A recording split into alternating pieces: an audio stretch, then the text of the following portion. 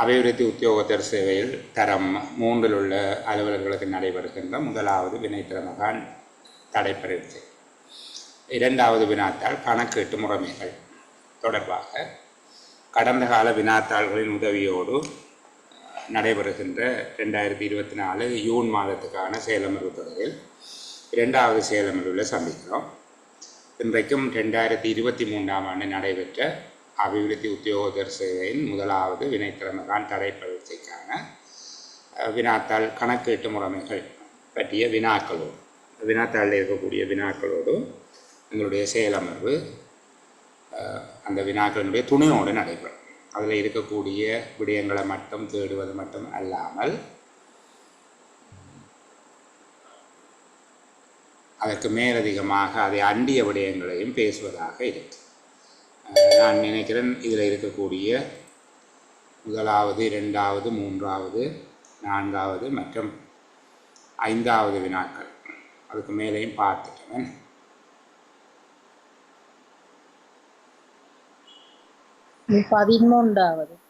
பதிமூன்றாவது கேள்வி பார்க்கவும். சரி, 12 கேள்விகள் வரையில் பார்த்து நிறைவு செய்திருக்கிறோம். தேங்க்யூ. இப்போ இந்த சேலமர்வில் புதிதாக இணைந்திருக்கிற அலுவலர்கள் எனக்கு தனிப்பட்ட முறையில் செய்தி அனுப்பினால் கடந்த சேலமர்வில் நடந்த அந்த ஒளிப்பதிவை உங்களுக்கு அனுப்பி வைக்கலாம். அல்லது உங்களுடைய நண்பர்கள் யாரும் ஏற்கனவே குழுவில் இருந்தால் அவர்கள்ட்ட கேட்டாலும் அவர்கள் அதை தருவார்கள். அதில் ஜூம் காணொளி வடிவத்தில் தான், ஜூம் கிளவுடில் தான் அது இருக்குது. நீங்கள் அதை எடுத்து அதில் தருகிற பாஸ்வேர்டை போட்டு ஓப்பன் பண்ணி பார்க்க வேணும். சரிதானே? அந்த பகுதியை பார்த்தீங்கன்னா சரி.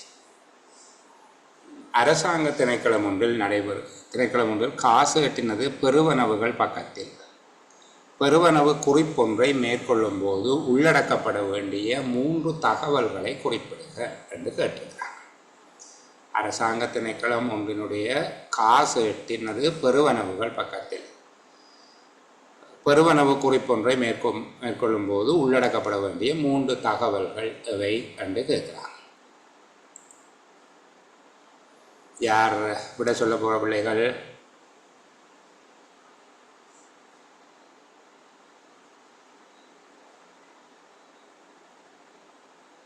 கணக்கிலக்கம், கணக்க வைத்திருப்பவரின் பெயர், தொகை மற்றது ஒப்பம். எங்க இருக்குது இந்த விவரம் இருக்கா? சொல்லுங்களே. இருக்கா? காசு பெருவனவு குறிப்பேட்டில்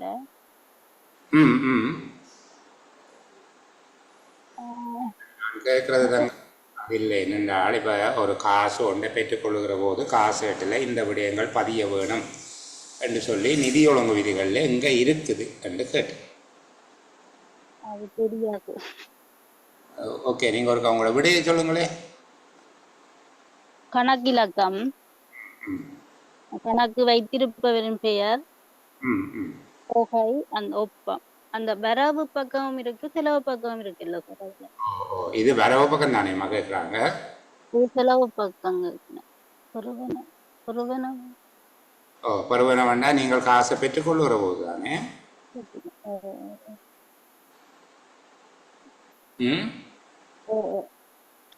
இது வராதோ சார்?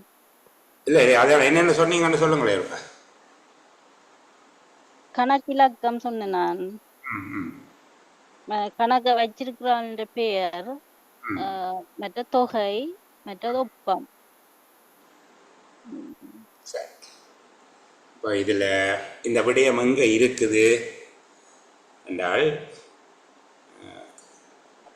பெருகைகள் என்கிற 4வது அத்தியாயத்தில் ஏடுகளில் பதிவு செய்தல் என்று சொல்லி 185வது நிதி ஒழுங்கு விதிகளில் அது இருக்குது. சரிதானே? அதில் சொல்லப்பட்டிருக்குது காசு எட்டில் இருக்கிற பதிவுகள், பணம் ஒன்று பெறப்படும் போது ஏற்கும் உத்தியோகத்தர்களால் பெற்றுக்கொள்ளப்படும் தொகைகள் காசு எட்டிலும் விதிக்கப்பட்ட பிற கணக்கீடுகள் இருந்தால் அவற்றிலும் உரிய முறையில் பதிவு செய்யப்பட வேண்டும்.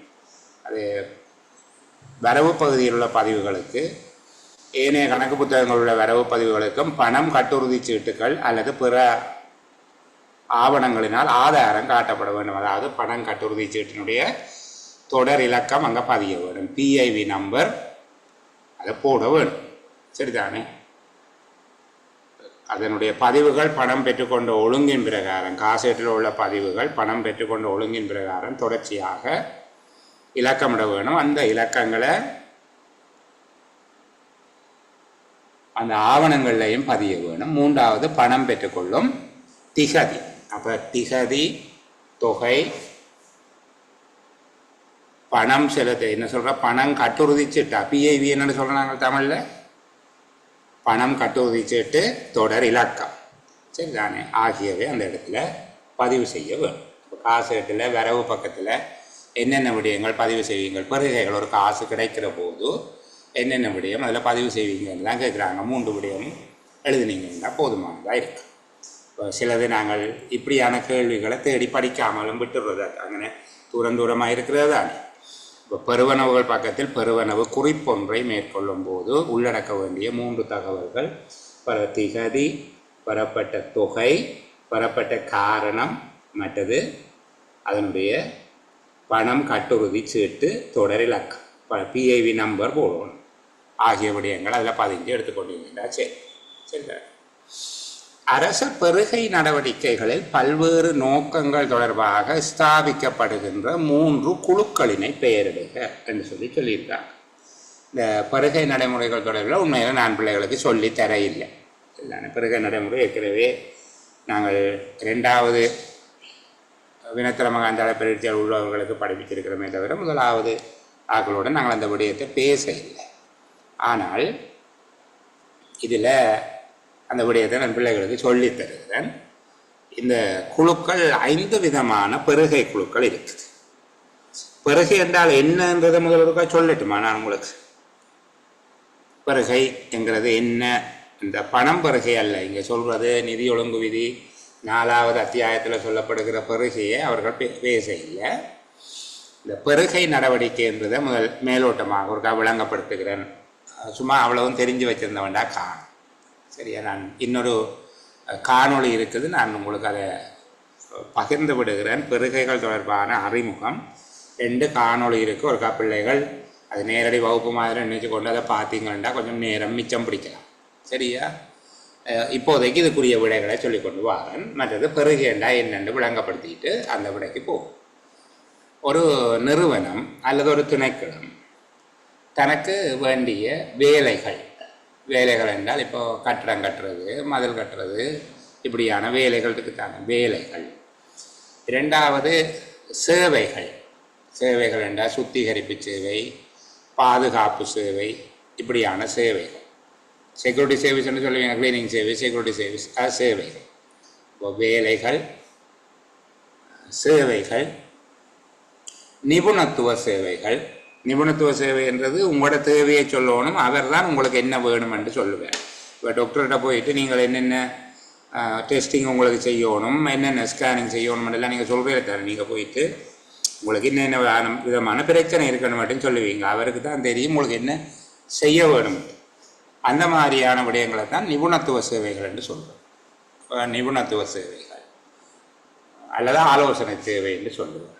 அடுத்தது வழங்கல்களும் பொருட்களும், குட்ஸ் அண்ட் சப்ளைஸ் என்று சொல்ல வழங்கு பொருட்கள் என்று சொல்கிறது.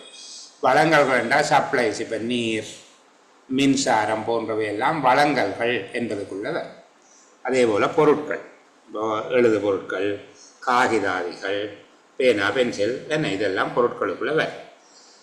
எரிபொருள், மின்சாரம், நீர் போன்றவை சப்ளைஸ், விநியோகங்களுக்குள்ளவர். இப்போ இவற்றை ஒரு நிறுவனம் பெற்றுக்கொள்ள வேண்டி இருக்கும் தானே. அதை கொள்வனவு செய்ய வேண்டி அல்லது வேலையை செய்விக்க வேண்டி இருக்கும், சேவையை பெற வேண்டி இருக்கும். இப்போது ஒரு நிறுவனம் தனக்குரிய வேலைகள், சேவைகள், ஆலோசனை சேவைகள், வழங்கு பொருட்கள் ஆகியவற்றை பெறுகின்ற நடைமுறையினைத்தான், ஆகியவற்றை பெற்றுக்கொள்ளுகின்ற அல்லது நிறைவேற்றுகின்ற நடைமுறையினைத்தான் நாங்கள் பெறுகை நடைமுறை என்று சொல்லுவோம்.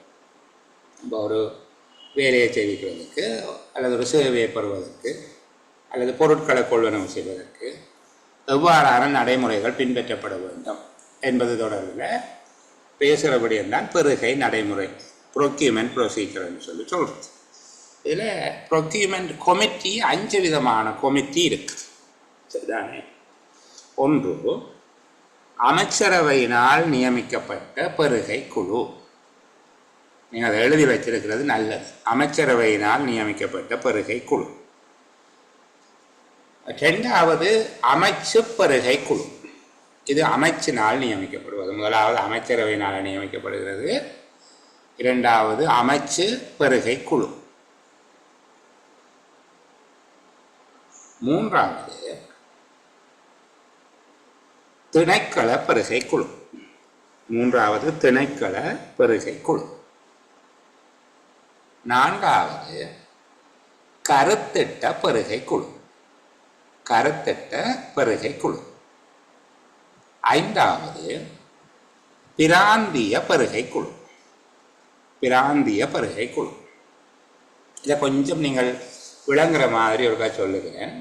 இப்போ ஒரு அமைச்சு தனக்கு வேண்டிய வேலைகளை செய்ய வேண்டி இருக்கு. ஒரு அமைச்சினால வேலைகள் செய்ய வேண்டி இருக்குன்னு தானே. அப்போ அந்த விஷயத்தை கையாளுறதுக்கு எனக்கு ஒரு பெருகை குழு ஒன்றை அமைத்து தாருங்கள் என்று சொல்லி அமைச்சு கேட்கும். யாரை கேட்கும்?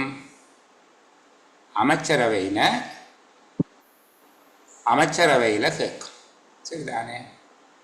இந்த ப்ரொக்யூமெண்ட் சம்பந்தமாக நிச்சயமாக நான் இது முடிய உங்களுக்கு வீடியோ போடுவேன், நீங்கள் அதை பார்க்கலாம். அதுக்கு முன்னுக்கு நான் விளங்கப்படுத்தி சொல்லுகிறேன். இந்த விடயத்தை கவனிக்க. அப்போ என்ன சொல்கிறாங்க? முதலாவது ஒரு அமைச்சு தனக்குரிய வேலையை செய்ய வேண்டி இருக்குது என்று சொல்லி சொன்னால் அவங்க இதுக்கு ஒரு ப்ரொக்யூமெண்ட் கமிட்டி எனக்கு வேணும் என்று சொல்லி கேட்பாங்க. அமைச்சரவையை தான் கேட்குறேன். உண்மையில் அமைச்சரவையின் சார்பில் அதை செய்கிறது திரைசேரி தான். திரைசேரியினுடைய பொதுநிதி திணைக்களம். சரிதானே? அமைச்சரவையினுடைய பொதுநிதி திரைசேரியினுடைய பொதுநிதி திணைக்களம் அமைச்சரவை சார்பாக செய்யுது. அப்போ இந்த அமைச்சரவை நியமித்து கொடுக்குது அமைச்சினுடைய வேலைகளை செய்வதற்கு.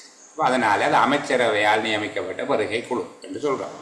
சரிதானே? Cabinet appointed procurement committee, CAPC. இரண்டாவது, ஒரு திணைக்களம் தனக்கு பெருகை செய்ய வேணும், அதுக்கு ஒரு கமிட்டி ஒன்று போட்டு தாங்கோ என்று சொல்லி கேட்குது. அமைச்சிடம் கேட்கும். அதாவது பிரதான கணக்கீட்டு உத்தியோகத்திட்ட கேட்பார். யார் கேட்பார்ன்னு திணைக்கள தலைவர் கேட்பார். அப்போது அமைச்சு ஒரு பெருகை குழுவை தாதிக்கும்.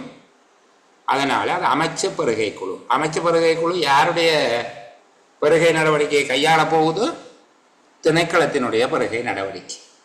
யாரால அமைக்கப்படுகிறதோ அதனால பேரை வைக்கும்.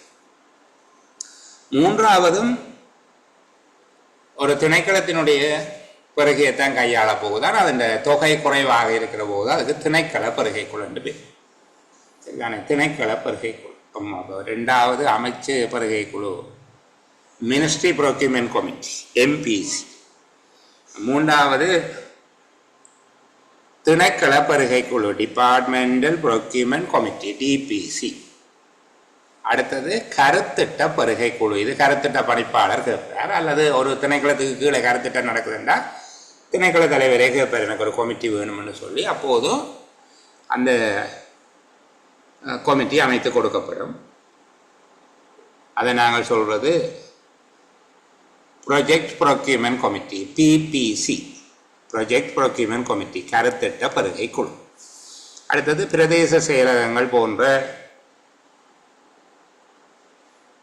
துணை நிறுவனங்கள் அல்லது அலகுகள் பிரிவுகளுக்காக அமைக்கப்படுகிறது. பிராந்திய நிறுவனங்களுக்காக அமைக்கப்படுகிறது பிராந்திய பெருகை குழு, ரீஜனல் ப்ரொக்யூமெண்ட் கமிட்டி, RPC என்று சொல்லி சொல்லப்படும்.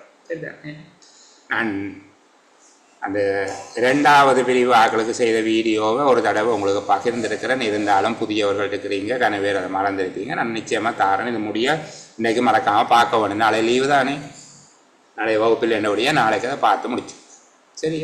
அப்போ இப்போ பெருகை நடவடிக்கைகள் தொடர்பாக ஸ்தாபிக்கப்படுகிற 3 குழுக்கள் கேட்டால் நீங்கள் 5 குழுக்கள் எழுத தெரியும் உங்களுக்கு. அமைச்சரவையால் நியமிக்கப்பட்ட பெருகை குழு, அமைச்சு பெருகை குழு, திணைக்கள பெருகை குழு, கருத்திட்ட பெருகை குழு, பிராந்திய பெருகை குழு. இவ்வளவும் அடுத்தது சிறு செலவு உபகட்டு நிதி ஒன்றில் காணக்கூடிய இயல்புகள் 3ஐ குறிப்பிடுக. இப்போ இந்த பகுதி நான் பிள்ளைகளுக்கு திருப்பி சொல்லிவிட்டேன். நான் உபகட்டு நிதி சம்பந்தமாக ஒரு கேள்வி உங்கள்கிட்ட கேட்பாங்கள் என்று சொல்லியிருக்கேன். உபகட்ட நிதி தொடர்பாக எங்க பார்க்க வேணும் பிள்ளைகள்?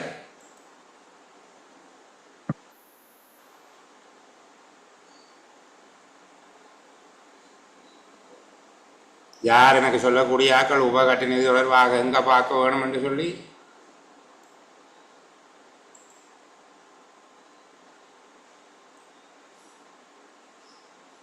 சரி, நாங்கள் பார்ப்போம். சரிதானே? உபகட்டு நிதி பற்றி சொல்லி இருக்கு. நிதி ஒழுங்கு விதி 365 கட்டு நிதி பற்றி சொல்லி அங்கால உபகட்டு நிதி பற்றி சொல்லி இருக்கு. 365 கட்டு நிதியை பற்றி சொல்லப்பட்டிருக்கு. Great great. 6வது அத்தியாயத்துல சொல்லப்பட்டிருக்குது கட்டு நிதியை பற்றி 365வது நிதி ஒழுங்கு விதியில. இப்ப அந்த பிள்ளைகள் படிக்க விதைக்குள்ள இருந்ததை விட அவங்களுக்கு எல்லாம் இப்ப தெரியும். நிதி ஒழுங்கு விதி இப்படி இப்படி இலக்கங்கள் இருக்குது, நாங்கள் அந்தந்த இடங்களில் போய் பார்க்க வேணும். அப்படித்தான் கொஞ்சம் கொஞ்சமா பாடம் ஆகுறது, கொஞ்சம் கொஞ்சமா நினைவில் வருகிறது. அப்படித்தான் மற்றபடி இருந்து பாடமாக்குறீல. நிதி ஒழுங்கு விதி 1 நிதியாண்டை பற்றி சொல்லுது, நிதி ஒழுங்கு விதி 2 திரட்டு நிதியை பற்றி சொல்லுதுன்னு பாடமாக்குறது இல்லை. இப்படி இப்படி படிக்க படிக்க அது கொஞ்சம் கொஞ்சமாக வரும். சரிதானே? உபகட்ட நிதியை பற்றி நிதி ஒழுங்கு விதி 371 பேசுகிறது. இதுக்குள்ள உங்கள்கிட்ட 4 கேள்வி இருக்கு பிள்ளைகள். சின்ன சின்ன கேள்வியா 4 கேள்வி இருக்கு. சரியா? முதலாவது, உபகட்ட நிதி என்றால் என்ன என்று சின்னதா கேள்வி கேட்கலாம். 2 புள்ளிக்கு கேட்கலாம். உபகட்ட நிதி என்றால் என்ன? நிதி ஒழுங்கு விதிகளில் வழங்கப்பட்ட ஏற்பாடுகளுக்கு அமைவாக, நாங்கள் கீழ்வரும் ஏற்பாடுகளுக்கு அமைவாக நாங்கள் எழுதலாத சோதனை பேப்பர் எழுதலாமோ கீழ்வரும் ஏற்பாடுகளுக்கு அமைவாக என்று சொல்லி அப்படி எழுதிக்கலாம். சரிதானே? அப்ப நிதி ஒழுங்கு விதிகளின் ஏற்பாடுகளுக்கு அமைவாக கணக்கீட்டு உத்தியோகத்தர் ஒருவர் தன்னுடைய கட்டு நிதியிலிருந்து ஒரு பகுதியை தனக்கு கீழுள்ள உத்தியோகத்தர் எவருக்கேனும் அளிக்கலாம். அத்தகைய மீள் வழங்கல்கள் நிதி ஒழுங்கு விதிகளில் உபகட்டு நிதி என குறிக்கப்படுகின்றன.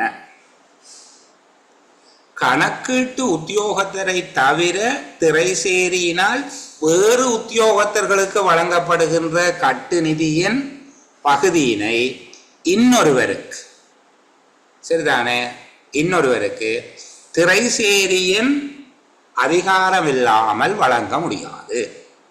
அது திரைசேரி செயற்பாடுகள் திணைக்களம் தான் கட்டு நிதியை கையாளும். அதாவது திரைசேரி செயற்பாடுகள் திணைக்களத்தின் அதிகாரமின்றி வழங்க முடியாது. இப்படி எழுத வேண்டும். உபகட்டு நிதி என்றால் என்ன? கணக்கீட்டு உத்தியோகத்தர் மட்டும்தான் உபகட்டு நிதி கொடுக்கணும்.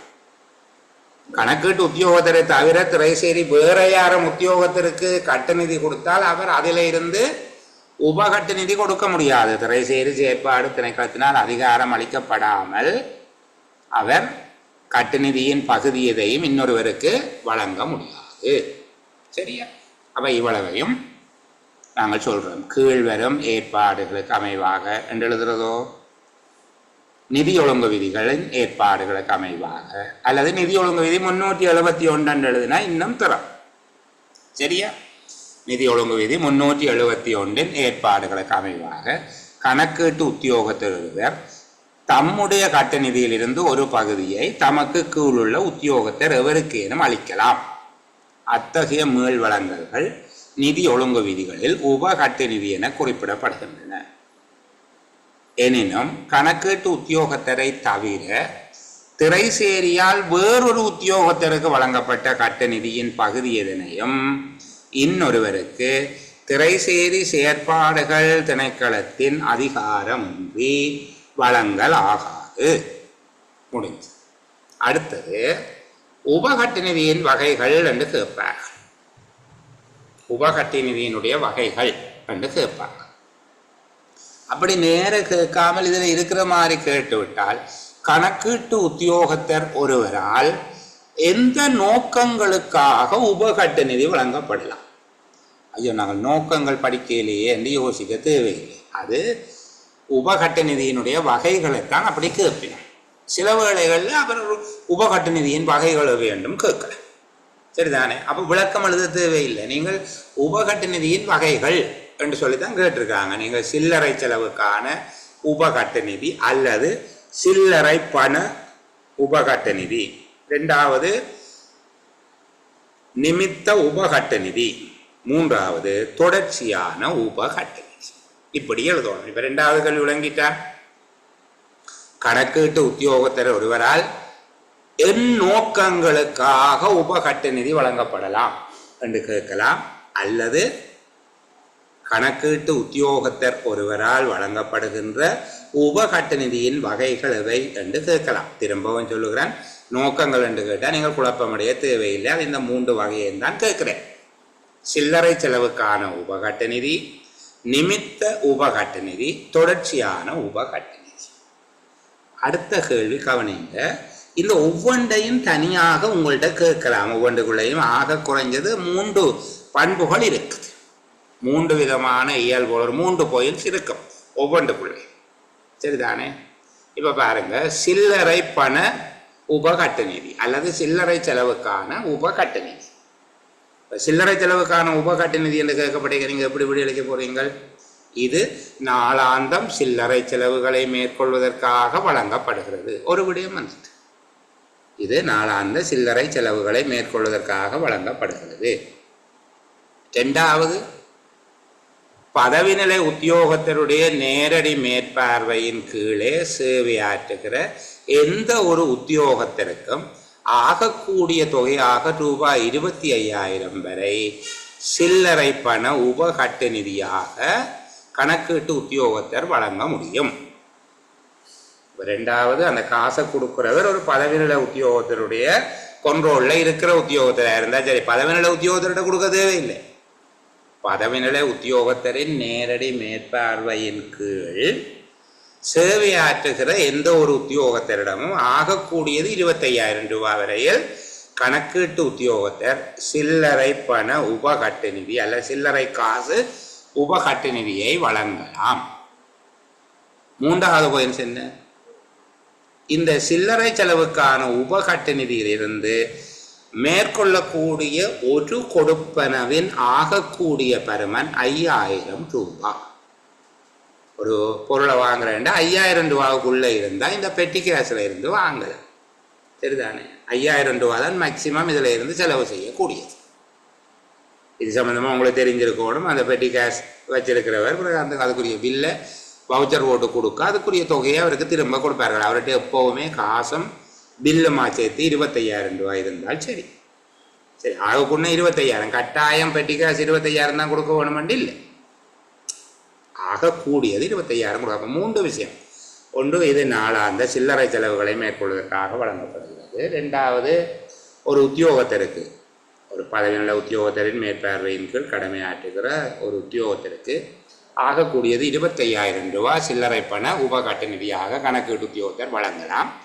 இதிலிருந்து மேற்கொள்ளக்கூடிய ஒரு கொடுப்பனவின் தொகை, ஒரு கொடுப்பனவின் பருமன் 5,000 ரூபாவுக்கும் ஏற்படக்கூடாது.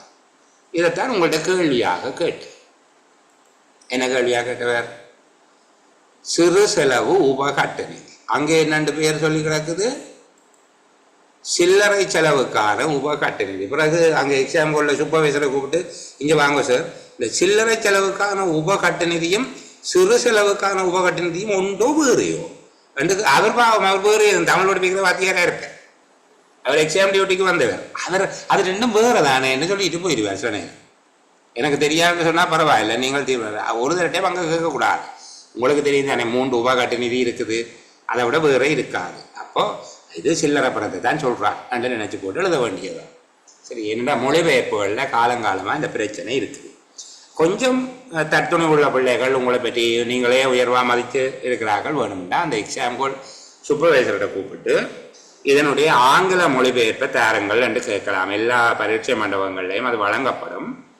சரிதானே? அதில் இருக்க தமிழ் சொற்களை உங்களுக்கு புரிந்து கொள்வதில் நெருக்கடி இருக்குமாக இருந்தால் இதை கேட்குறாங்க என்று தெரிய இல்லைன்னா நீங்கள் ஆங்கில பேப்பரை வாங்கி பார்க்கலாம். ஆங்கிலத்தில் எங்களுக்கு அது தெரியாவிட்டால் தேவையில்லாத வேலை, பிறகு அதை பார்த்து விளங்கப்படாமல் இந்த ஒரு உத்தேசத்தில் விடை எழுதிட்டு வர்றது நல்லது. அப்போ சில்லறை செலவு சம்மந்தமாக 3 விடயம் கேட்டால் எழுதுவீங்க. இது கேட்டுட்டாங்களன்றதால திருப்பி கேட்க வாய்ப்பில்லை. ஆனால் பக்கத்தில் அடுத்ததை கேட்கலாம் அல்லது அதுக்கும் அடுத்ததை கேட்கலாம். சரியா? நிமித்த உபகட்ட நிதி. சரி, நிமித்த உபகட்ட நிதி. இந்த நிமித்தம் என்றது ஒரு கேஸ்ன்றதுக்கான தமிழ் வார்த்தை தான் நிமித்தம். ஆங்கிலத்தில் நீங்கள் கேஸ் என்று சொல்லுவீங்க தானே. அப்போது ஒரு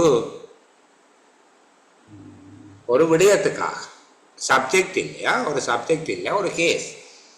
அப்போ ஏதேனும் ஒரு நிகழ்வுக்காக நிகழ்வு கோவை என்று சொல்லி நாங்கள் படிச்சிருப்போம்.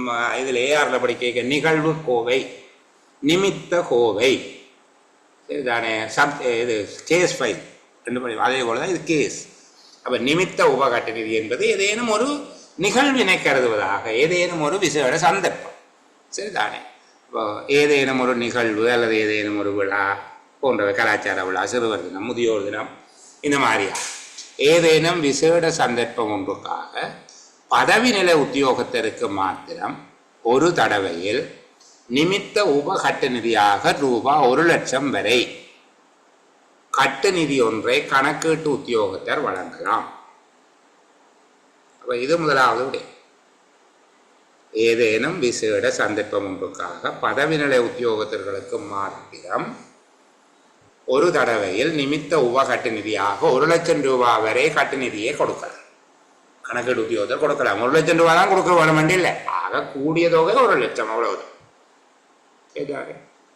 இரண்டாவது, நிமித்த உபகட்டு நிதியை பெற்றுக்கொண்ட பதவி நிலை உத்தியோகத்தர் அது பெறப்பட்ட தேவை நிறைவடைந்த உடனேயே அதற்கான கணக்குகளை சீர் செய்தல் வேண்டும். அதற்கான கொடுப்பனவுகளை அவர் சீர் செய்தல் வேண்டும். அதுக்கு மேலே இங்கே சொல்லப்பட்டிருக்கக்கூடிய வரையறைகளை அதிகரிப்பதற்கு தேவையான சந்தர்ப்பத்தில் கணக்கீட்டு உத்தியோகத்தர் பிரதான கணக்கீட்டு உத்தியோகத்தருடைய சிபார்சோடு பொது திரைசேரியின் திரைசேரி செயற்பாடுகள் திணைக்களத்தினுடைய முன் அனுமதியை பெற வேண்டும். இது அந்த நிமித்த உபகட்ட நிதியினுடைய இன்னொரு பிரிவு அல்ல. நிமித்த உபகட்ட நிதி அந்த மேலே இருக்கிறதான். ஏதேனும் விசேட சந்தர்ப்பத்தில் பதவி நிலை உத்தியோகத்தர் ஒருவருக்கு மாத்திரம் வழங்கப்படுகிறது. இரண்டாவது, வழங்கப்படக்கூடிய தொகை 1,00,000 ரூபாய் வரையில் கணக்கீட்டு உத்தியோகத்தர் கொடுக்கலாம்.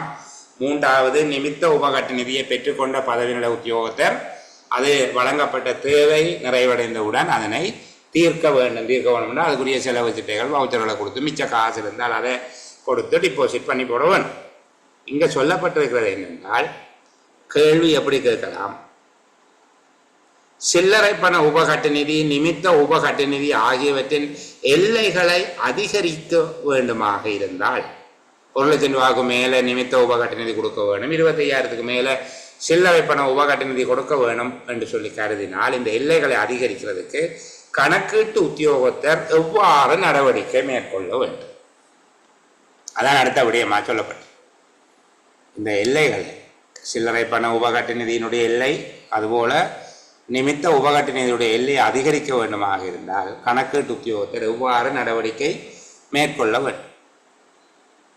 கணக்கீட்டு உத்தியோகத்தர் அதற்கான தேவைப்பாட்டினை விளக்கி, அதனை தேவைப்பாட்டினை விவரிப்பதற்கான போதிய விவரங்களோடு பிரதான கணக்கீட்டு உத்தியோகத்தருடைய சிபார்சுடன் திரைசேரியின் அனுமதியை பெற வேண்டும். அப்போ திரைசேரிக்கு விண்ணப்பிக்க வேண்டும். திரைசேரி செயற்பாடுகள் பணிப்பாளர் நாயகத்தின் டிஜிடிஓன்னு சொல்கிற டைரக்டர் ஜெனரல் ஆஃப் ட்ரெஷரி ஆபரேஷனை திரைசேரி செயற்பாடுகள் பணிப்பாளர் நாயகத்தின் முன் அனுமதியை பெற வேண்டும். இப்போ இது நிமித்த உபகட்ட நிதிக்கு சேர்த்தெழுதுகிற விடயமல்ல, தனியாக இருக்குது. நாங்கள் இன்னும் ஒரு கேள்வியை புதுசாக படித்து வச்சிருக்கோம். தொடர்ச்சியான உபகட்ட நிதியின் இயல்புகளை பற்றி கேட்டுவிட்டால்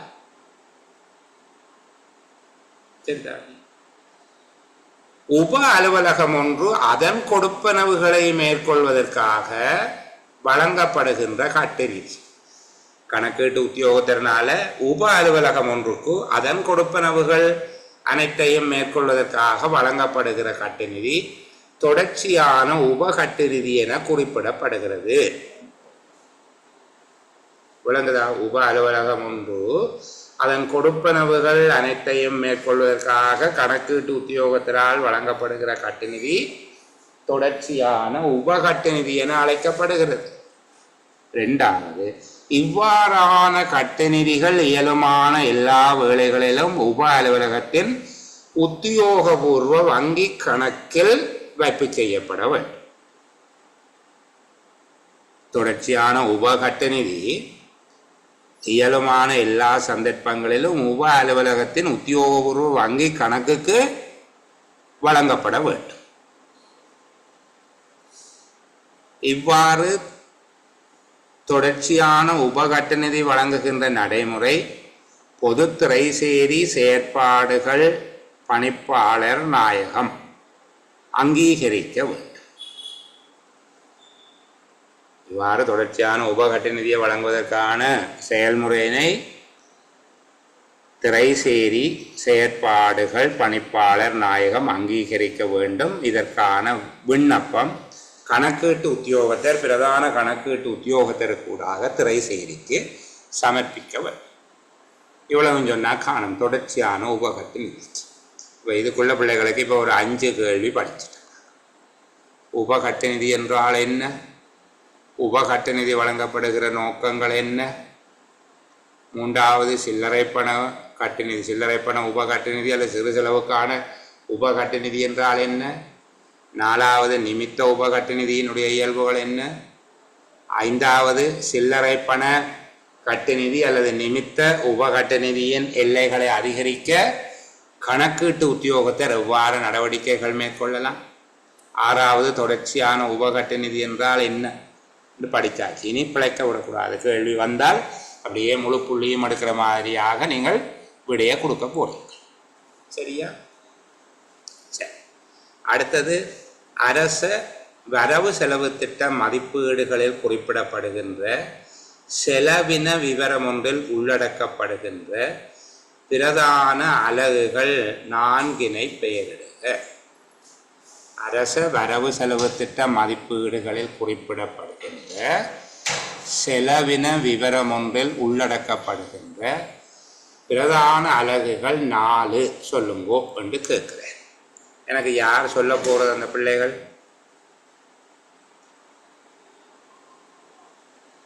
யார் சொல்ல போறீங்க?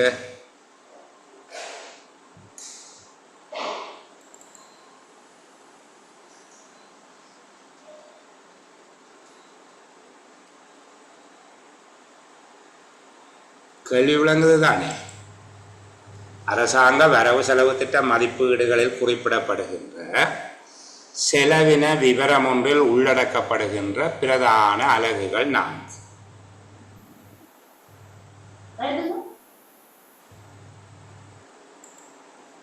ஒருத்தரும் இல்லையா? யாரோ மைக் ஓபன் பண்ணி சத்தம் போட்டாங்களே. கதைங்க பிள்ளை சொல்லுங்க.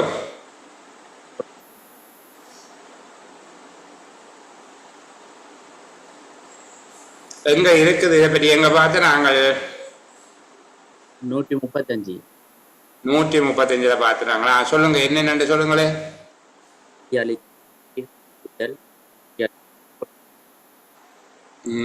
நீங்க சொல்றது கேட்கலப்பா எனக்கு.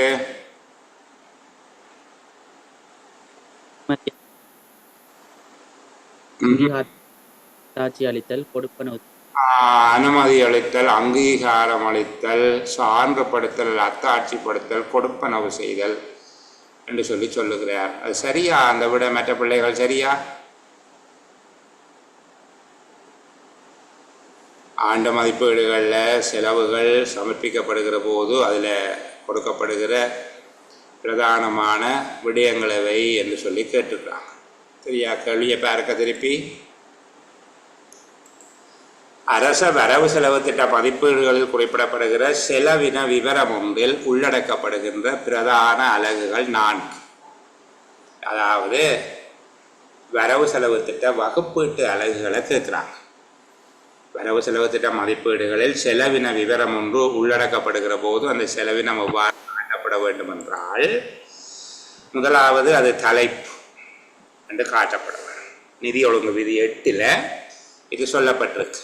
முதலாவதாக அது தலைப்பு. சரிதானே? செலவின தலைப்புகள். செலவின தலைப்புங்கிறது அந்த செலவினங்களை மேற்கொள்கின்ற நிறுவனங்களை அடையாளப்படுத்துவதற்காக திரைசேரியினால எந்த நிறுவனத்துக்கு வழங்கப்படுகிறது என்பதை காட்டுவதற்காக குறித்து ஒதுக்கப்படுகிற இலக்கம். அது பொதுவாக 3 இலக்கங்களே அமைந்திருக்கும் என்று நாங்கள் பார்த்தோம். செலவின தலைப்புகள் முதலாவது, சரிதானே. இரண்டாவது, மதிப்பீடு செய்யப்பட்ட செலவினங்கள் 2 நிகழ்ச்சி திட்டங்களின் கீழ் வகைப்படுத்தப்படும். இது 2வது விஷயம். அந்த ஒரு செலவு தலைப்பின் கீழே நிகழ்ச்சி திட்டங்கள் 2 விதமாக இருக்கும். தொழிற்பாட்டு செயற்பாடுகள், அபிவிருத்தி செயற்பாடுகள். 2வது செலவின நிகழ்ச்சி திட்டம். 3வது கருத்திட்டம். அதற்கு செலவுகளை உபகருத்திட்டமும் இருக்கலாம். அது தனியாக எழுதக்கூடாது. கருத்திட்டம், உபகருத்திட்டம். பிறகு 4வது ஒரு கருத்திட்டம் அல்லது உபகருத்திட்டத்தின் கீழ் அடங்குகிற செலவுகளை பிறகு பிரிக்கிறோம். அப்படின்னா செலவின வகுதி, செலவின விடயம், செலவு விடய குறியீடு. இப்போ உதாரணத்துக்கு வகுதி என்று வருகிற போது மீண்டலும் செலவினங்கள் அல்லது நடைமுறை செலவினங்கள், மூலதன செலவினங்கள். அதுக்கு பிறகு செலவின விடயம் என்று வருகிற போது பிரியாண செலவு, சரிதானே, பிரியாண செலவு. அதுக்கு பிறகு அது செலவு விடைய குறியீடு என்று வருகிற போது பிரியாண செலவில் உள்நாட்டு பிரியாணங்கள், வெளிநாட்டு பிரியாணங்கள் 1101, 1102 செலவு விடைய குறியீடு என வகைப்படுத்தப்படும். அப்போ இந்த விடயங்களை எழுதுறீங்கள் என்றால் சரியா.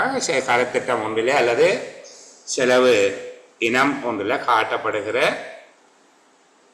பிரதான அலகுகள், செலவின விவரம் ஒன்றில் காட்டப்படுகிற பிரதான அலகுகள் என்று வருகிற போது செலவினங்கள், செலவின தலைப்பு, நிகழ்ச்சி திட்டம், 3வது கருத்திட்டம் மற்றும் உபகருத்திட்டம், 4வதாக வகுதி, செலவின விடயம், செலவு விடய குறியீடு என்பதாக காட்டப்படும். சொன்னீங்கன்னா போதுமானது. சரியா. இப்போ படித்த விஷயங்களை நாங்கள் எங்கே படித்தினாங்கள் அதுதான் இது என்று புரிஞ்சு கொள்வதில் ஒரு சின்ன தடை இருக்கும். அதை பற்றி நீங்கள் யோசிக்க தேவையில்லை. என்னென்னா நீங்கள் இவ்வளவு படிச்சிருக்கிறதே பெரிய விடயம்.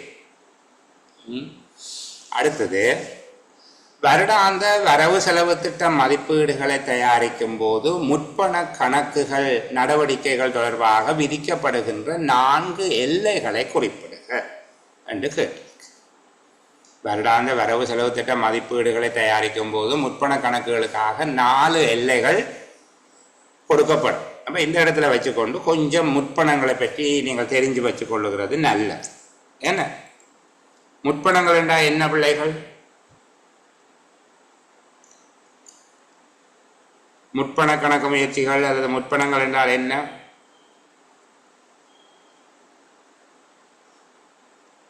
முற்பண கணக்கு முயற்சிகள் என்றால் என்ன என்று கேட்டு முற்பண கணக்கு முயற்சிகளினுடைய வகைகளவை என்று சொல்லி உங்கள்கிட்ட கேட்கறதுக்கு வாய்ப்பு இருக்கு.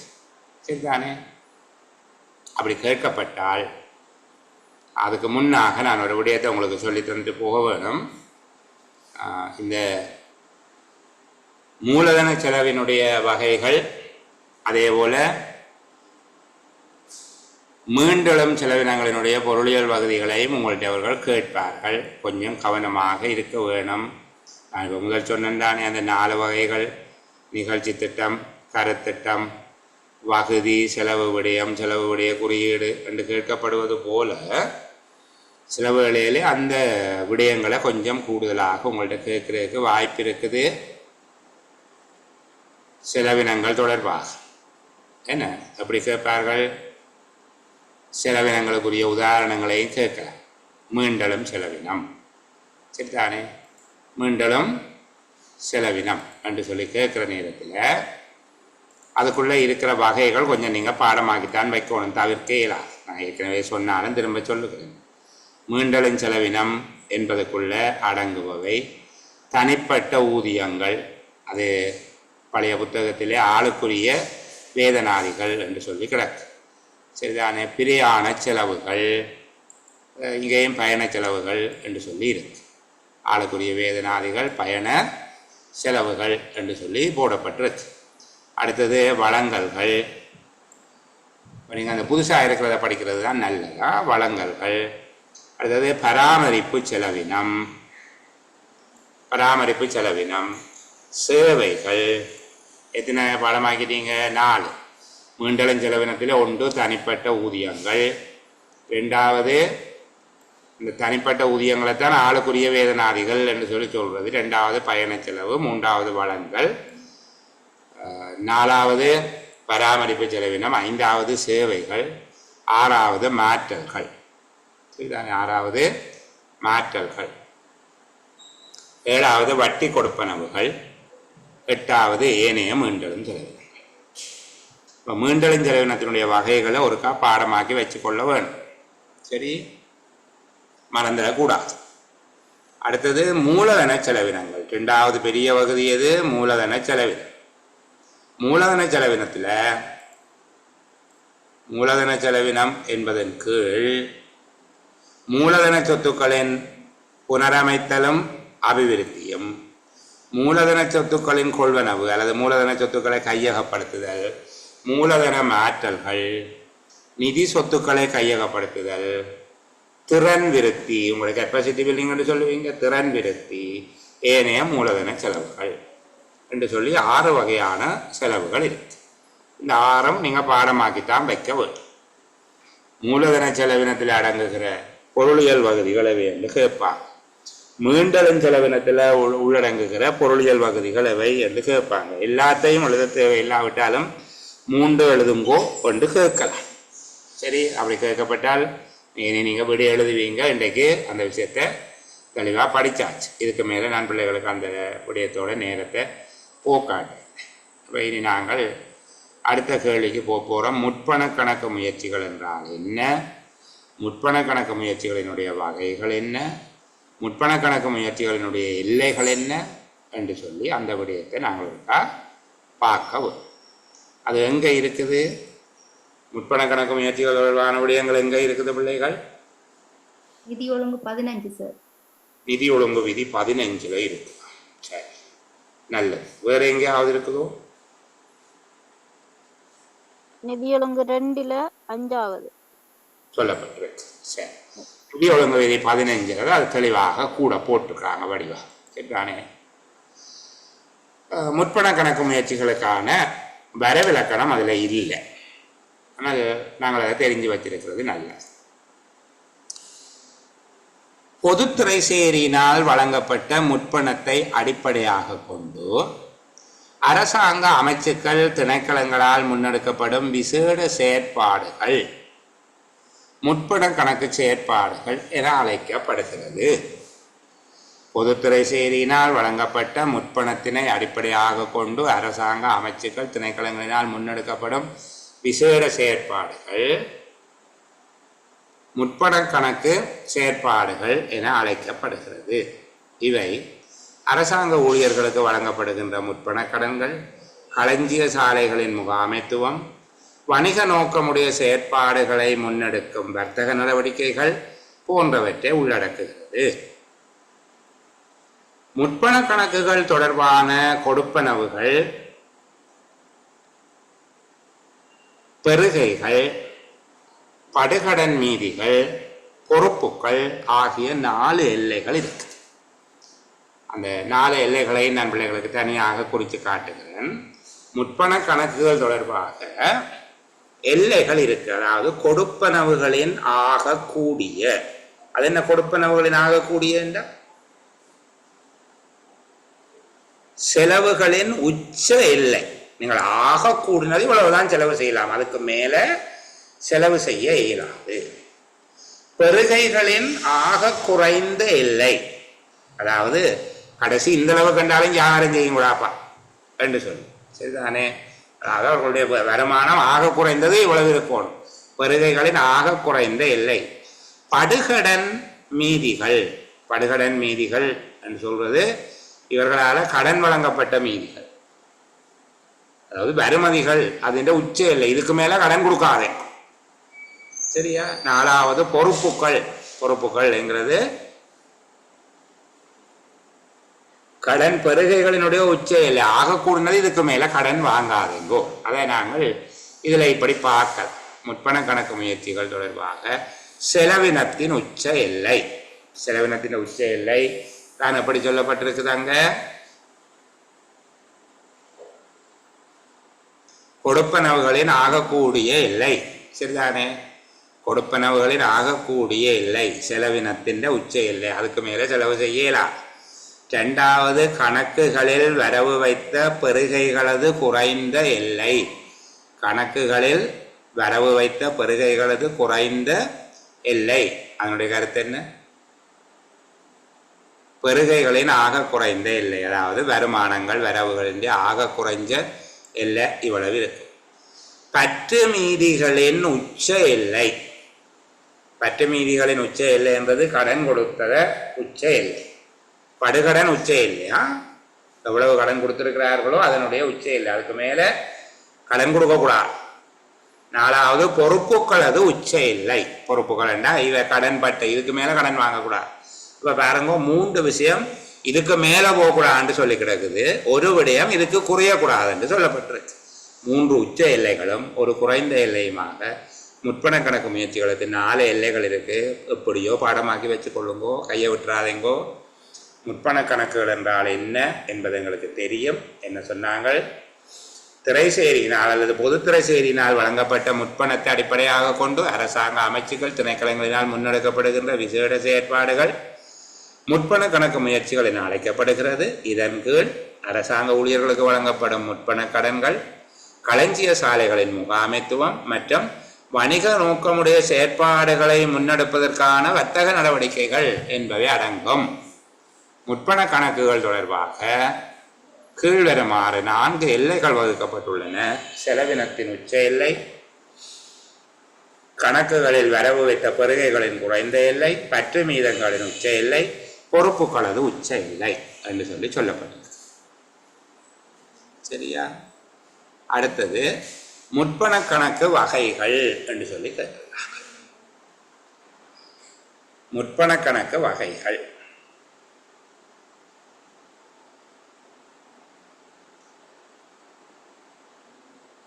இதுல முற்பண கணக்குகளினுடைய வகைகள் என்றால் உற்பத்தி முற்பண கணக்கு, அபிவிருத்தி முற்பண கணக்கு, வியாபார முற்பண கணக்கு, களஞ்சிய பொருள் முற்பண கணக்கு, அரசாங்க கூட்டுத்தாபனங்களுக்கான முற்பணங்கள், அரசாங்க உத்தியோகத்தர்களுக்கான முற்பணங்கள், நானாவித முற்பணங்கள், மிசலேனியஸ் அட்வான்ஸ் அக்கௌண்ட் என்று சொல்றது. இப்போ இதுல உங்களுக்கு 7 விடயங்கள் சொல்லப்பட்டிருக்கு. எப்படியும் மிஞ்சி போனா 4 தான் கேட்பினும், பாடமாக்கி வச்சுக்கொள்ளும். இப்போ முற்பணங்கள் என்றால், முற்பண கணக்கு முயற்சிகள் என்றால் என்ன, முற்பண கணக்கு முயற்சிகளினுடைய 4 எல்லைகளும் இருக்குது, அதனுடைய 7 வகைகளும் இருக்குது. சரியா? இப்போ இந்த பகுதியை ஒரு கால் கவனமாக பார்த்துக்கொள்ளும். நாங்கள் தனியாக அந்த வந்த பேப்பருக்கு மட்டும்படியே தேர்றதால ஒரு பிரயோசனமும் இல்லையே.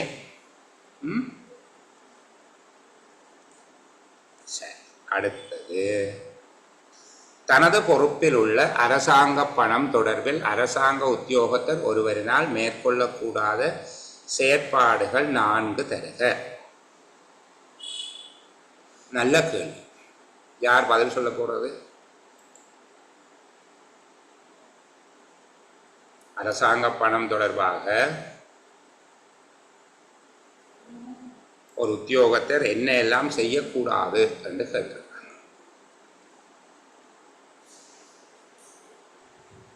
பணத்தை சொந்த தேவைக்கு பயன்படுத்தக்கூடாது. சரி, கிரேட். அடுத்தது,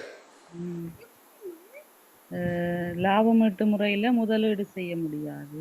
அரசாங்க பணத்தை கொண்டே முதலீடு செய்யக்கூடாது. கிரேட்டா. எந்த அளவுக்கும் கடன் கொடுக்க கூடாது.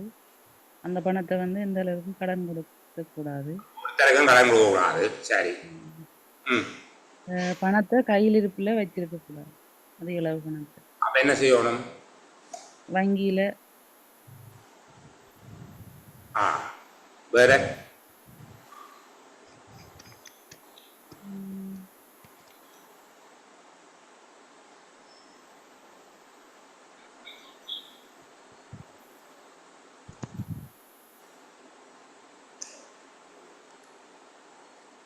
சரி, நீங்க சொல்றது சரி, சொல்லுங்க. அப்படி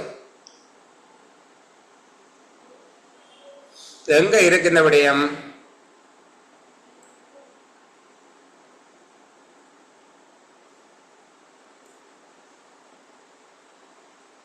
இந்த பகுதி எங்க இருக்குது?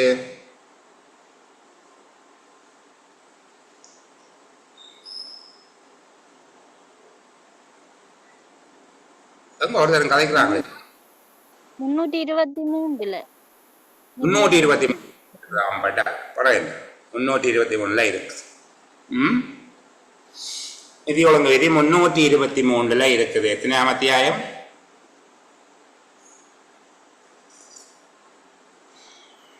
6வது அத்தியாயத்துல அரசாங்க பணம் முதலியவற்றின் கட்டுக்காப்பு என்கிற 1வது பிரிவுக்குள்ள இருக்கு.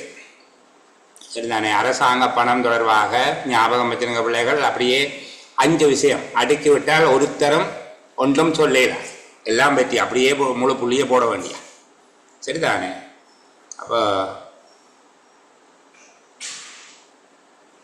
இந்த பகுதியை பார்ப்போம். என்ன கேட்டிருக்கிறாங்க?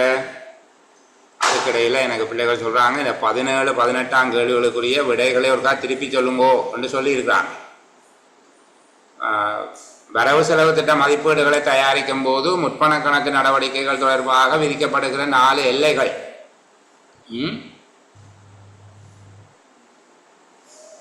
17ஆவதுக்கு 4 எல்லைகள். அது சொல்லலையா? சொல்லிட்டோமா? 4 எல்லைகள் காட்டினோமா? செலவினத்தின் உச்ச எல்லை, கணக்குகளில் வரவு வைத்த பெறுகைகளின் குறைந்த எல்லை, பற்று மீதிகளின் உச்ச எல்லை, பொறுப்புகளின் உச்ச எல்லை. 4 எல்லை இருக்குன்னு காட்டிட்டோம். சரி, அடுத்தது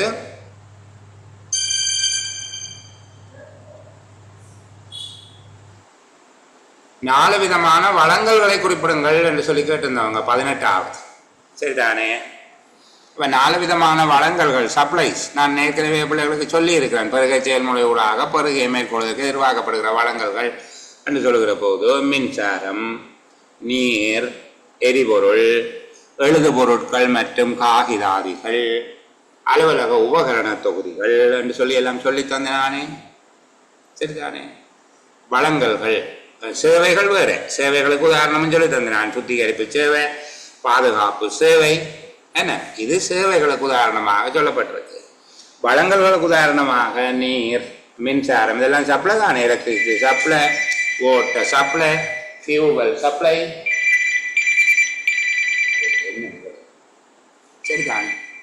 இப்போ இந்த மாதிரியான விநியோகங்கள் தொடர்பில்லை. அதுபோல எழுது பொருட்கள், காகிதாதிகள், அலுவலக உபகரணங்கள் போன்றவற்றை எல்லாவற்றையும் நீங்கள் வழங்கு பொருட்களாக அல்லது வழங்கல்களாக எடுத்துக்கொள்ளே. சரி, தங்களுடைய பொறுப்பில் உள்ள அரச பணம் தொடர்பாக அரச உத்தியோகத்தர் ஒருவர் மேற்கொள்ளக்கூடாத நடவடிக்கை. இப்போ இதைத்தான் நாங்கள் பார்த்தோம். நாங்கள் எங்கே இருக்குன்னு சொன்னவங்க நிதி ஒழுங்கு விதி 323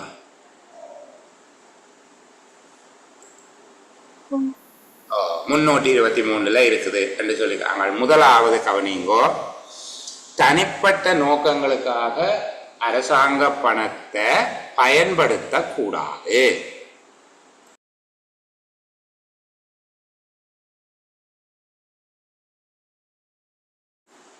தனிப்பட்ட நோக்கங்களுக்காக அரசாங்க பணத்தை எந்த வழியிலும் அரசாங்க உத்தியோகத்தை பயன்படுத்தக்கூடாது. சரிதானே? 2வது, அரசாங்கத்துக்கு பொறுப்பு சொல்ல வேண்டிய எந்த ஒரு பணத்தொகையையும் கடனாக அல்லது முற்பணமாக கொடுக்க கூடாது. இது வச்சிருக்கிற உத்தியோகத்திற்கு. வச்சிருக்காத உத்தியோகத்திற்கு அரசாங்கத்துக்கு மறுமொழி கூற வேண்டிய எந்த ஒரு தொகையையும் கடனாக அல்லது முற்பணமாக அனுமதியின்றி வாங்கக்கூடாது. அதுக்காக ஆபீஸில் கடன் எடுக்கக்கூடாதுன்ற கருத்து இல்லை. சும்மா வச்சிருக்கிற காசை கடனாக தான் அதை கொண்டு வந்து தாரண்டு வாங்கக்கூடாது. அனுமதியற்ற முறையில் கடனாக அல்லது முற்பணமாக வாங்கக்கூடாது. 4வது, அரசாங்க பணத்தை ஒரு தனிப்பட்ட கணக்கில் போட்டு வைக்கக்கூடாது. 5வது, தனிப்பட்ட காசோலைகளை மாற்றி கொடுக்கக்கூடாது. பிரைவேட் செக்கை மாற்றி கொடுக்கக்கூடாது. தனிப்பட்ட காசோலைகள் மாற்றி கொடுக்கக்கூடாது. அரசாங்க பணத்தில் இருந்து தனிப்பட்ட காசோலைகளை மாற்றி கொடுக்கக்கூடாது. 5 விஷயம் சொல்லி போட்டேன். சரிதானே? தனிப்பட்ட நோக்கங்களுக்காக அல்லது சொந்த தேவைக்காக அரசாங்க பணத்தை எந்த ஒரு விதத்திலும் பயன்படுத்தக்கூடாது. 1. 2வது, அரசாங்கத்துக்கு மறுமொழி சொல்ல வேண்டிய அல்ல மறுமொழி கூற வேண்டிய எந்த ஒரு பணத்தொகையையும் எவராவது கடனாகவோ முற்பணமாகவோ கொடுக்கக்கூடாது. மூன்றாவது, அரசாங்கத்துக்கு சொந்தமான பணத்தொகை எதனையும் கடனாக அல்லது முற்பணமாக முறையற்ற விதமாக பெறக்கூடாது. நாலாவது, அரச பணத்தை தனிப்பட்ட கணக்கில் போட்டு வைக்கக்கூடாது. அஞ்சாவது, தனிப்பட்ட காசோலைகளை மாற்றி கொடுக்கக்கூடாது. இவ்வாறு செய்வது மிக கடுமையான குற்றமாக கருதப்பட்டு அரசாங்க உத்தியோகத்தை அல்லது அரசாங்க சேவையிலிருந்து அந்த உத்தியோகத்தர் நீக்கப்படுவதோடு அவர் மீது சட்ட நடவடிக்கையும் எடுக்கப்பட வேண்டும். அது கொஞ்சம் கீழே தான் எழுதி கிடக்க. அரசாங்க பணத்திலிருந்து தனிப்பட்டவரின் காசோலைகளை மாற்றுவதும் கண்டிப்பாக தடை செய்யப்பட்டுள்ளது என்று நாங்கள் எல்லாத்தையும் தூக்கி மேலே போட்டு வடிவாக எழுதியிருக்கிறோம். சரி, 5 விஷயம் எழுதணும். நீங்கள் அப்படியே முழு புள்ளி வந்து விழும். தனிப்பட்ட நோக்கங்களுக்கு சொந்த தேவைக்கு அரசாங்க பணத்தை எந்த விதத்திலும் பயன்படுத்தக்கூடாது. 2வது, அரசாங்கத்துக்கு மறுமொழி கூற வேண்டிய எந்த ஒரு பணத்தொகையையும் எந்த ஒரு உத்தியோகத்தருக்கும் கடனாக முற்பணமாக கொடுக்கக்கூடாது. 3வது, எந்த ஒரு உத்தியோகத்தரும் கடனாக முற்பணமாக அரசாங்க பணத்தை வாங்கக்கூடாது. 4வது, அரச நிதியை தனிப்பட்ட கணக்கில் அல்லது தனிப்பட்ட வங்கி கணக்கில் போட்டு வைப்பது முற்றாக தடை செய்யப்பட்டிருக்குது. 5வது, அரசாங்க பணத்திலிருந்து தனிப்பட்ட காசோலைகள் அதாவது தனியார் காசோலைகளை மாற்றி கொடுப்பது கண்டிப்பாக தடை செய்யப்பட்டுள்ளது. இவ்வாறான செயல்களை செய்வவர் மிக கடுமையான குற்றமாக கருதி அரசாங்க சேவையிலிருந்து நீக்கப்படுவதோடு அவர் மீது சட்ட நடவடிக்கை எடுக்கப்படுதலும் வேண்டும் அல்லது வழக்கு தொடரப்படுதலும் வேண்டும். எழுதி விடுங்க பாப்பம், புள்ளியை குறைக்கட்டும். சரியா? அப்போ நாங்கள் அந்த அளவுக்கு அந்த விஷயத்தை சொல்ல தங்களுடைய பொறுப்பில் உள்ள அரச பணம் தொடர்பில் அரச உத்தியோகத்தில் ஒருவரினால் மேற்கொள்ளக்கூடாத செயற்பாடுகள் 4 தான் கேட்டது. எங்கள்கிட்ட 5 இருக்குது. நாங்கள் வேணுமெண்டா அதை சேர்த்து கடன் கொடுக்கக்கூடாது, கடன் வாங்கக்கூடாது, சேர்த்து ஒன்றா எழுதிவிடுவோம். 4 தான் எழுதணுமெண்டா நாங்கள் 5 இருக்கிறபடியால் எல்லாத்தையும் எழுதுவோம். சரியா? அப்படி எழுதி விட்டாச்சு. இப்போ இந்த பகுதியை பார்க்கலாம். 20வது, சரி, இந்த பகுதிக்கு முன்னுக்கு ஒரு சின்ன கேப் உண்டு. பிள்ளைகளுக்கு சில நேரம் இதில் சந்தேகங்கள் இருந்தால் கேட்கறதுக்காக ஒரு சின்ன இடம். சரி, அப்போ இந்த வினாத்தாளனுடைய நிறைவு கேள்வி, அரச திணைக்களங்களுக்கு சொந்தமான உடைமைகளுக்கு இடம்பெறுகின்ற சேதாரங்கள் நட்டங்கள் தொடர்பில் நடவடிக்கை எடுப்பதற்கு அதிகாரம் அளிக்கப்பட்ட உத்தியோகத்தர்கள் 4 பேரை பெயரிடுக என்று சொல்லித்தான் கேட்டிருக்காங்க. அவங்க 3 பேர் இல்லை 4 பேரை பெயரிடுங்கோ என்று கேட்டிருக்கிறாங்க. சரிதானே? உண்மையில நீங்கள் சொல்வதாக இருந்தால் 5 பேரை பெயரிடலாம். இந்த இடத்துல நாங்கள் 4 பேரை பெயரிட போறீங்க. எப்படி பெயரிட போறீங்க? அமைச்சின் செயலாளரான பிரதான கணக்கீட்டு உத்தியோகத்தர், அமைச்சு செயலாளர் அல்லாத பிரதான கணக்கீட்டு உத்தியோகத்தர், கணக்கீட்டு உத்தியோகத்தர். சரிதானே? இதற்கு மேலே இந்த நட்டங்கள் தொடர்பாக நடவடிக்கை எடுப்பதற்காக பொதுத்திரைசேரியின் அரச நிதி திணைக்கள பணிப்பாளர் நாயகம் அல்லது திரைசேரி செயலாளர், திரைசேரி பிரதி செயலாளர் ஆகியோரை நீங்கள் குறிக்கிறீர்கள். சரிதானே? அரச நிதி திணைக்கள பணிப்பாளர் நாயகம் தான் உண்மையில் அந்த நடவடிக்கையை செய்வார். அந்த பகுதியை சொன்னீங்கண்டா சரி, 4வது ஆளாக கேட்டால் அது சொல்லலாம். சரிதானே? இது தவிர இந்த அரசாங்க கூட்டு தாபனங்கள், நியதி சட்ட சபைகள் மற்றும் அரசாங்கத்தினுடைய கம்பெனிகள் போன்றவை இருக்குமாக இருந்தால் அப்போது அதனுடைய பணிப்பாளர் சபை அதை கையாளும். அது நாங்கள் இதுக்குள்ளே எடுக்க வேண்டாம். அந்த பகுதியை விட்டு நாங்கள் திரைசேரியினுடைய செயலாளர் பிரதி செயலாளர் சார்பாக பொது நிதி திணைக்கள பணிப்பாளர் நாயகம் கீழே இருந்து சொல்லிக்கொண்டு போய்க்க அழகாக இருக்கும். கணக்கீட்டு உத்தியோகத்தர், அமைச்சு செயலாளர் அல்லாத பிரதான கணக்கீட்டு உத்தியோகத்தர், அமைச்சு செயலாளரான பிரதான கணக்கீட்டு உத்தியோகத்தர், பிரதான கணக்கீட்டு உத்தியோகத்தினுடைய எல்லைகளுக்குள் வராத தொகைகளை கையாளுவதற்காக திரைசேரியின் செயலாளர் அல்லது பிரதி செயலாளர் சார்பாக பொது நிதி திணைக்கள பணிப்பாளர் நாயகம் எழுதினால் அப்படியே புள்ளியை தருவார்கள், ஒன்றும் செய்ய மாட்டேன். சரி, இப்போ இந்த நட்டம் பற்றி உங்கள்கிட்ட கேள்வி கேட்பார்களாக இருந்தால் நீங்கள் நட்டத்தை பற்றி பேச வேண்டியது என்னென்னு நாங்கள் ஏற்கனவே பார்த்துருக்கிறோம் என்கிற அடிப்படையில் ஒரு கலந்த பகுதியை நினைவுபடுத்தும். அவ்வளவுதான். திருப்பி அதுக்குள்ள கேள்வி வந்தாலும் நான் உங்களுக்கு படிப்பித்து கொண்டு வேணாம் அதெல்லாம் சொல்லியாச்சு பிள்ளைகளை நாங்கள் 2வது செஷனில் கதைச்சிட்டோம் என்று சொல்லிட்டு போவோம். நட்டத்துக்கு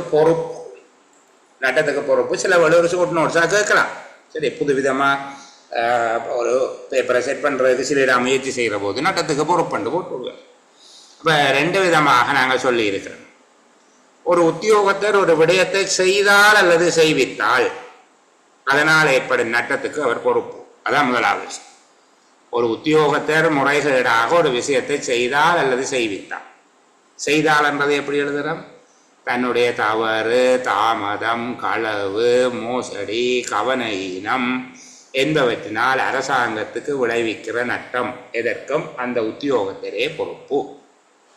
2வது, ஒரு உத்தியோகத்தை தனக்கு முறையான அதிகாரம் இல்லாமல் அல்லது நிதி ஒழுங்கு விதிகள் ஏனைய ஒழுங்கு விதிகள் அறிவுறுத்தல்களை பின்பற்றாமல் நியாயமான அளவு கவனம் செலுத்தாமல் அல்லது களவாக ஒரு செயலை செய்ய அனுமதித்தால் அல்லது செய்யுமாறு பணித்தால் அதனால் ஏற்படும் நட்டத்துக்கு அவர் பொறுப்பாக. இது 2ஐயும் சேர்த்து ஒன்றா சொல்லிட்டோம். சரியா? 2வது சொல்லுகிறோம், ஒரு உத்தியோகத்தரிடம் அவருடைய கட்டுக்காப்பில் வைத்திருப்பதற்காக வழங்கப்படும் எந்த ஒரு பொருளையும் முறையாக கட்டுக்காப்பு செய்தல் அல்ல பாதுகாப்பாக கட்டுக்காப்பு செய்தல், முறையாக உபயோகித்தல், உரிய வகையில் அதனை தீர்ப்பனவு செய்தல் என்பவற்றுக்கு அவர் பொறுப்புடையவராக இருப்பார். அவருடைய கட்டுக்காப்பில் வழங்கப்பட்ட பொருள் இழக்கப்பட்டால், சேதப்படுத்தப்பட்டால், கேட்கும் போது கணக்கு காட்ட முடியாமல் இருந்தால் அதன் பெறுமதியை உத்தியோகத்தர் செலுத்த வேண்டி ஏற்படும். நிலைமையின் தன்மை பொறுத்து ஒழுக்காற்று நடவடிக்கையும் மேற்கொள்ளப்படும். இதுதான் நட்டத்துக்கான பொறுப்பு என்று கேட்டால் நீங்கள் அசத்தலாக எழுதப் போகிற பாரு. சரிதானே? அடுத்தது, நட்டம் என்பதனுக்குள் அடங்குபவை எவை என்று சொல்லியாச்சு. நட்டம் என்பதற்குள்ளே அடங்குகிறவை என்னென்ன விடயங்கள் நட்டம் என்பதற்குள்ளே அடங்கும்? அரசாங்க உடைமைகள் முழுமையாக இழக்கப்படுவது, பணம், முத்திர, பண்டம், உயிர் வகை, பயிர் வகை, தாவர வகை, பயணச்சீட்டு போன்ற அரசாங்க உடைமைகள் முழுமையாக இழக்கப்படுதல் உருப்படியான நட்டம். 2வது, அதை நான் 3வதாக கிடக்கிறது சொல்றேன், அரசாங்க உடைமைகளுக்கு சேரும். அரசாங்கத்தின் உடைமை இல்லாவிட்டாலும் அரசாங்கம் வச்சிருக்கிற போது இழக்கப்பட்ட அல்லது சேதமாக்கப்பட்ட. 4வது, அரசாங்க உத்தியோகத்தருடைய தவறுக்காக செலவிடப்பட்ட தொகை. 5வது, மேலதிகமாக கொடுத்தது, கிரமம் இல்லாமல், அதாவது ஒழுங்கற்ற தவறான கொடுப்பனவு, தவறான நபர்கள் குழுவினருக்கான கொடுப்பனவு. இவ்வளவு சொன்னால் காரணம். அடுத்த 343 கீழான விடயங்கள் என்ற அடிதல் செயல் புத்தகங்களின் இழப்பு. இந்த 2வது விடயத்தில் கவனம். இந்த புத்தகம் வாங்கி படிக்கிற ஆட்களுக்கு கொஞ்சம் குழப்பம் இருக்கிறது. சரிதானே? சில பேர் மிகவும் நேர்த்தியான வளவாளர்கள் கூட இந்த இடத்துல சறுக்கி இருக்கணும். இந்த பகுதியை இப்படியே ஃபுல்லாக எடுத்து எழுதி போட்டணும். அப்படின்னா நட்டங்கள் என்பதில் அடங்காதது முற்பண கணக்கு முயற்சிகள் அல்லது அரசாங்கத்தின் வியாபார நட்டங்கள் குறைவுகள் வராது. அரசாங்கத்தின் நிலையான சொத்துக்களினுடைய பெறுமதி குறைவு, பெருமான தேய்வு, சாதாரணமான தேய்வு, அழிவு வராது. வெள்ளங்களால் ஏற்படுகிற குளக்கட்டு, கல்வெட்டு, பாலம், வீதி, புகையிரத தண்டவாளம், கட்டடங்கள் போன்றவற்றுக்கு வெள்ளத்தால் ஏற்படுகிற அழிவு வராது. அடுத்தது, அறவிட முடியாத அரசரை நிலுவைகள் அல்லது வருமான நிலுவைகள் வராது. இந்த கீழே குறிப்பு ஒன்றுக்குள்ள போட்டிருக்கார் பாருங்க. காய்தல், சுருங்குதல், சீர்கெடுதல் முதலிய காரணங்களால் ஏற்படும் நட்டங்களும் இப்பிரிவின் ஒழுங்கு விதிகளில் அடங்குவதாக கவனிக்கப்படல் வேண்டும். இது இந்த கருத்து என்ன பிள்ளைகள்?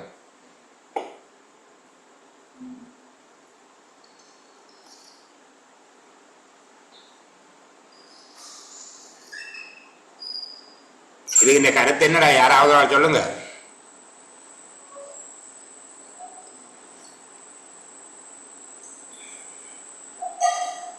இது 2ஆம் தரம் படிக்கக்குள்ளதான் இப்படி கிடைக்கலாம் இல்லை? என்ன முதல் தரம் அப்படி சொல்லல. என்ன பேர் குறிப்பிட்டு யார் ஒரு ஆளை கேட்போம், மறுபடியும் செய்யலாம். சரியா? யார் சொல்ல போறீங்க?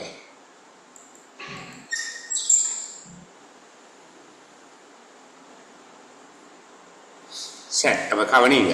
சரி, ஒரு தினம் முன்பெறாதபடியாலே நீ என்ன செய்யற? நானே சொல்லுவோம். இதுல காய்தல் சுருங்குதல், அதாவது வற்றல், சுருங்கல், ஆவியாதல், அழுகுதல், சீர்கெடுதல் என்று சொல்லி கணக்க விஷயம் இருக்குது. சரிதானே? அவற்றால் ஏற்படுகிற நட்டங்கள் இந்த பிரிவின் ஒழுங்கு விதிகளில் அடங்குவதாக கவனிக்கப்பட வேண்டும் என்றால் அது நட்டத்துக்குள் அடங்குவதாக எடுக்க வேணும் என்றுதான் அந்த நோட்டை போட்டது. அப்படித்தான் எடுக்க வேணும் என்று எங்க சொல்லப்பட்டிருக்குது? அதை எப்படி நாங்கள் நிரூபிக்கலாம்?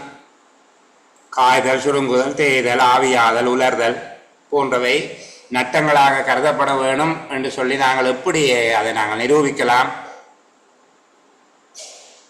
இந்த இடத்துல பாருங்க பிள்ளைகள், அமைச்சு செயலாளரான பிரதான கணக்கீட்டு உத்தியோகத்தரால் கையாளப்படக்கூடிய நட்டங்கள்ல முதலாவது நட்டம் எது? விளங்குதாடா? நான் சொல்ற இடம் விளங்குதா? அதுக்குண்டாலும் ஓம் இல்லைன்னு சொல்லுங்களேன்.